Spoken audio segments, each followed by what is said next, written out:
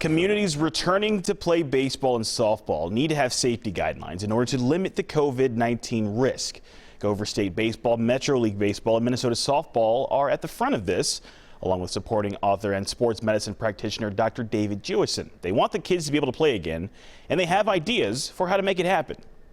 All of us are antsy. All of us want to know, when does football start? When does baseball start? When can we do stuff more normal again? And it's still kind of in this, we're still learning zone, but I think there are very good ways to calculate risk about your exposure and being safe and calculated about it. You know, all of this started because we got a lot of people, adults, children, families who are involved with these organized athletics every season to help their life go and become a part of and maintain the flow of their life and what it looks like, and allow them to exercise, allow them to get out stress by playing sports. And I think there are good ways that are going to continue to be talked about and done where it can allow us to do things in a safe manner, maybe not perfect, but in a safe manner to allow us all to get back more to the way we were used to.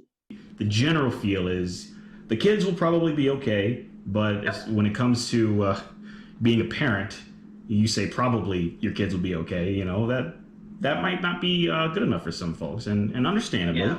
I think, you know, the stuff that we put together in terms of, you know, wiping down or changing the ball between innings, having the umpire and maybe even the catcher and the batter who are in close proximity to each other have a mask on, and maybe take the mask off when they get to the base.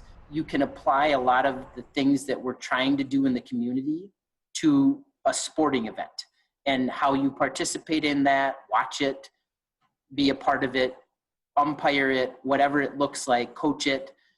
But all those things can be applied to sports and still get the effect. You know, you want to start with structure and loosen that structure as we learn more, as we apply it to what we're trying to accomplish with allowing those activities to happen, and loosen the belt, so to speak, as I keep saying. What would you say to somebody to kind of help allay their concerns?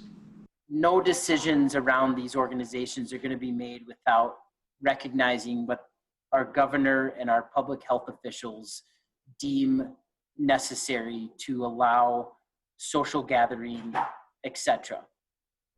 So that's the big thing. If we're going to get to this, it's obviously prudent to be smart about it and to weigh the risk. I mean, obviously, no one's going to be forced, if they're able to do this, to go ahead and play. Right. So obviously, you'll have the choice as a parent if they're able to go ahead. All right. Something I know you'll continue to follow. Norman, thank you.